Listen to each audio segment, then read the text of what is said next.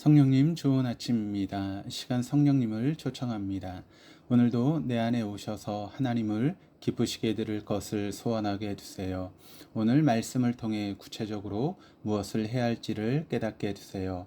깨달은 것을 삶 속에서 실천할 수 있도록 도와주세요. 아멘. 오늘 함께 나누실 하나님 말씀은 출애굽기 11장 1절에서 10절까지 말씀입니다. 제 11장. 여호와께서 모세에게 이르시기를, 내가 이제 한 가지 재앙을 바로와 애굽에 내린 후에야 그가 너희를 여기서 내보내리라. 그가 너희를 내보낼 때에는 여기서 반드시 다 쫓아내리니 백성에게 말하여 사람들에게 각기 이웃들에게 은금 패물을 구하게 하라. 하시더니 여호와께서 그 백성으로 애굽 사람의 은혜를 받게 하셨고, 또 그 사람 모세는 애굽 땅에 있는 바로의 신하와 백성의 눈에 아주 위대하게 보였더라. 모세가 바로에게 이르되, 여호와께서 이와 같이 말씀하시기를, 밤중에 내가 애굽 가운데로 들어가리니 애굽 땅에 있는 모든 처음 난 것은 왕위에 앉아 있는 바로의 장자로부터 맷돌 뒤에 있는 몸종의 장자와 모든 가축의 처음 난 것까지 죽으리니 애굽 온 땅에 전무후무한 큰 부르짖음이 있으리라. 그러나 이스라엘 자손에게는 사람에게나 짐승에게나 개 한 마리도 그 혀를 움직이지 아니하리니 여호와께서 애굽 사람과 이스라엘 사이를 구별하는 줄을 너희가 알리라 하셨나니, 왕의 이 모든 신하가 내게 내려와 내게 절하며 이르기를, 너와 너를 따르는 온 백성은 나가라 한 후에야 내가 나가리라 하고 심히 노하여 바로에게서 나오니라. 여호와께서 모세에게 이르시기를, 바로가 너희의 말을 듣지 아니하리라. 그러므로 내가 애굽 땅에서 나의 기적을 더하리라 하셨고, 모세와 아론이 이 모든 기적을 바로 앞에서 행하였으나 여호와께서 바로의 마음을 완악하게 하셨으므로 그가 이스라엘 자손을 그 나라에서 보내지 아니하였더라. 본문은 흑암 재앙 이후에 마지막 10번째 재앙으로 넘어가기 앞서 어떠한 과정을 거쳐 이 최후의 순간까지 이르게 되었는지를 밝힙니다. 크게 보면 유월절을 지나 홍해를 건너 구원을 이루시는 이야기의 서론 부분에 해당하는데, 재앙의 의미와 당위성을 설명하며 이스라엘의 탈출이 하나님의 영원하신 계획 아래 있음을 진술합니다. 1절에서 3절입니다.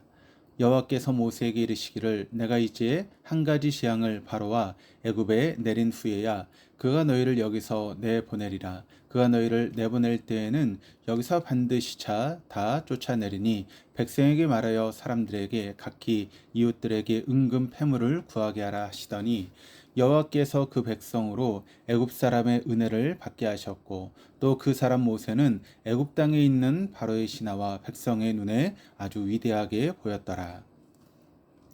1절에서 3절 말씀은 삽입된 내용으로 봐도 무방합니다. 실제 앞장의 마지막 절인 출애굽기 10장 29절은 11장 4절로 자연스럽게 이어집니다.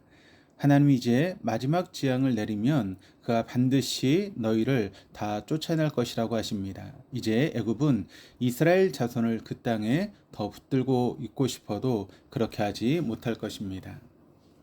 하나님께서 그들의 악한 의지를 완전히 꺾으시고 이스라엘 자손을 해방시킬 것이기 때문입니다.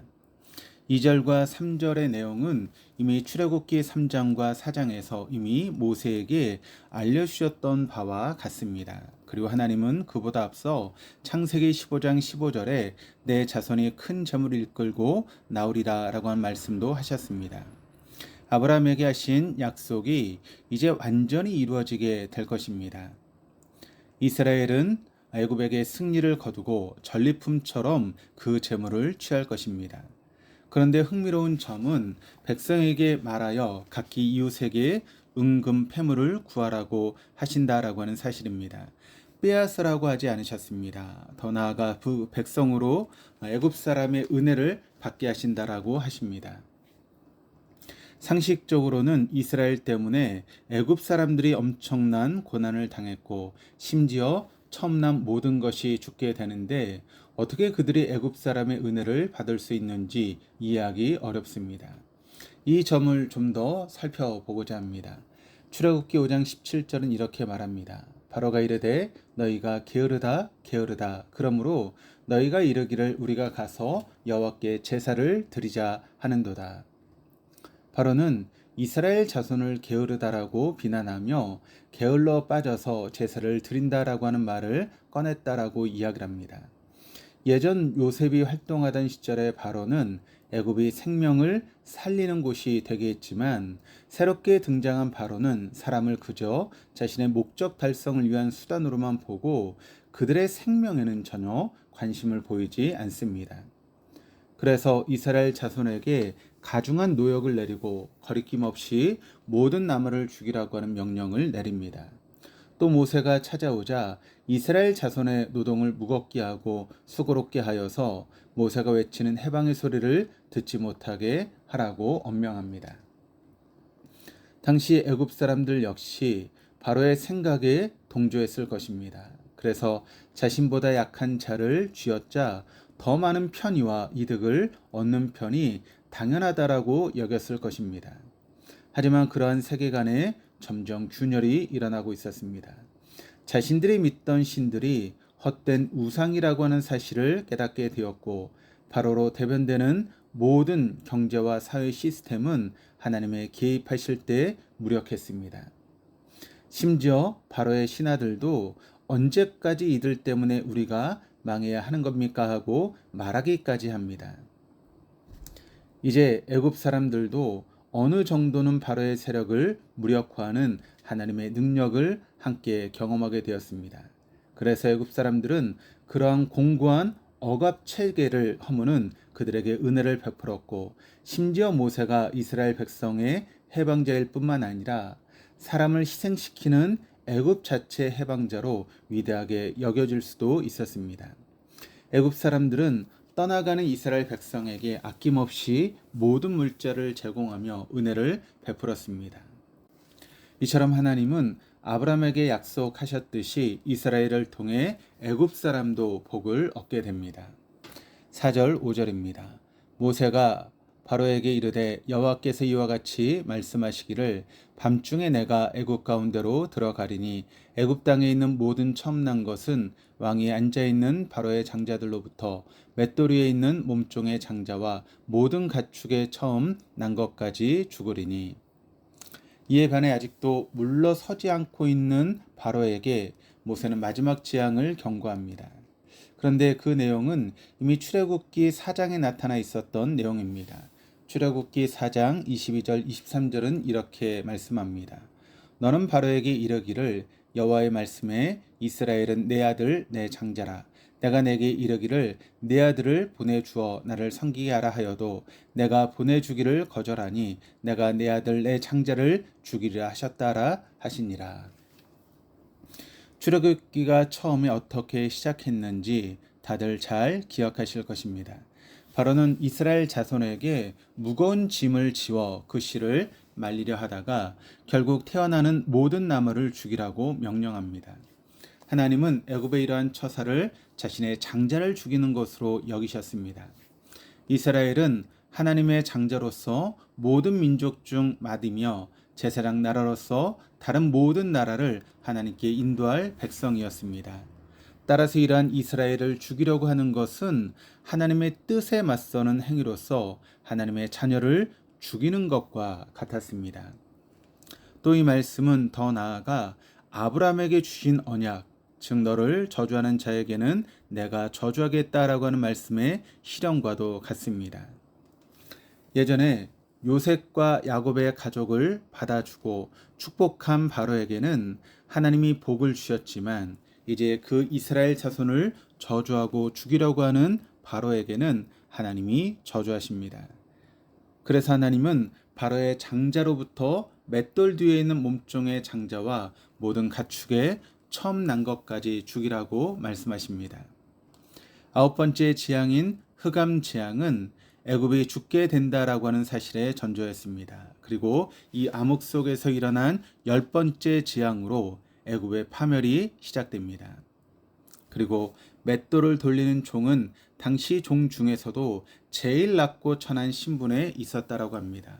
따라서 애굽의 모든 장자는 그 지위 고하를 막론하고 다 죽게 될 것이라고 하는 엄중한 명령이었습니다. 6절에서 8절까지 말씀입니다. 애굽 온 땅에 전무후무한 큰 부르짐이 있으리라.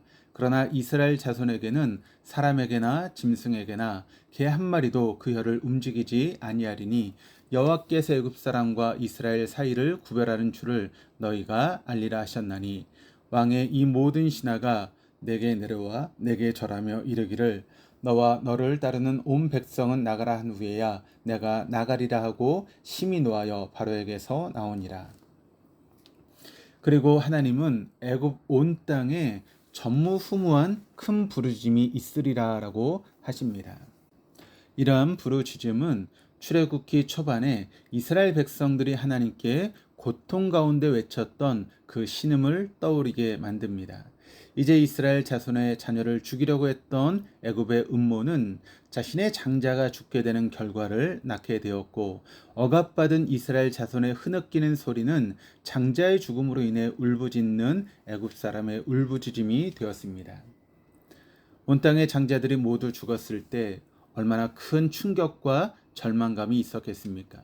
그래서 애굽 온 땅에 전무후무한 큰 부르짐이 있었을 것이라고 말씀하시는 것입니다. 이에 비해 7절 말씀을 보면 이스라엘 자손에게는 개 한 마리도 그 혀를 움직이지 아니할 것이다 라고 하는데, 이스라엘은 그와 대조적으로 너무나도 평온해서 개조차도 짖지 않을 것이다 라고 하는 의미입니다. 이것이 바로 이스라엘과 애굽을 구분하는 지표가 될 것입니다. 그러면 이제 바로는 전혀 다른 태도를 보이게 될 것입니다. 그래서 8절에서는 상황이 완전히 역전된 모습이 그려집니다.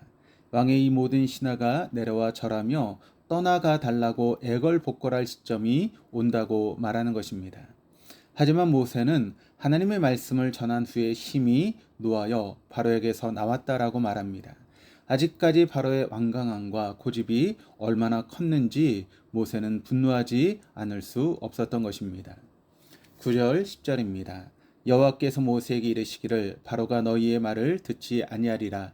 그러므로 내가 애굽 땅에서 나의 기적을 더하리라 하셨고, 모세와 아론이 이 모든 기적을 바로 앞에서 행하였으나 여호와께서 바로의 마음을 완악하게 하셨으므로 그가 이스라엘 자손을 그 나라에서 보내지 아니하였더라. 9절과 10절은 모든 일을 정리하는 내용입니다. 이 말씀 역시 이후에 사건을 정리하며 삽입된 내용으로 보입니다. 결국 바로는 말을 듣지 않습니다. 온갖 재앙도 그의 불신앙을 바꾸지는 못했습니다. 이러한 강팍한 심령은 결국 자신을 구원하지 못합니다. 그 모든 기적을 눈앞에서 보고도 돌이키지 못한 바로에게 안타까움을 느끼며 그만큼 인간의 완고한 심령이 얼마나 강한지를 확인합니다. 같은 시기에 이스라엘은 구원의 준비를 마쳤지만 바로는 멸망받을 준비를 마무리하게 됩니다. 하나님이 이처럼 많은 기적을 행하신 이유는 이스라엘 백성들이 하나님을 믿는 기초를 마련하고 하나님의 능력을 후손과 이방인에게 보이기 위함이었습니다. 하지만 바로는 결국 자신의 인생 바다에서 헛된 그물질을 멈추지 못하였습니다. 우리도 지금까지 의식하지 못하고 행해온 것들이 우리의 삶을 하나님과 얼마나 맞고 있는지 잘 모를 때가 있습니다. 이스라엘뿐 아니라 애굽도 하나님이 어떤 분이신지를 알게 되었습니다. 우리 역시 하나님을 알고 하나님의 하나님 되심을 인정하고 깨닫고 돌이키는 은혜를 누려야 할 것입니다. 기도하시겠습니다. 하나님 아버지 감사합니다. 이스라엘을 장자 삼아 주셔서 사랑하시고 구원하셨던 것처럼 지금도 우리를 돌보시니 감사합니다. 하나님, 지금도 우리를 해방하신 하나님의 능력을 신뢰하며 살게 하시고 은혜를 받게 하시옵소서. 바로처럼 살아가지 않도록 항상 영적으로 깨어있게 하옵시고 하나님을 의지하여 생명을 제어하는 모든 장애물을 담대히 걷어내는 오늘 하루 되게 하여 주시옵소서. 감사드리며 예수 그리스도 이름으로 기도드립니다. 아멘.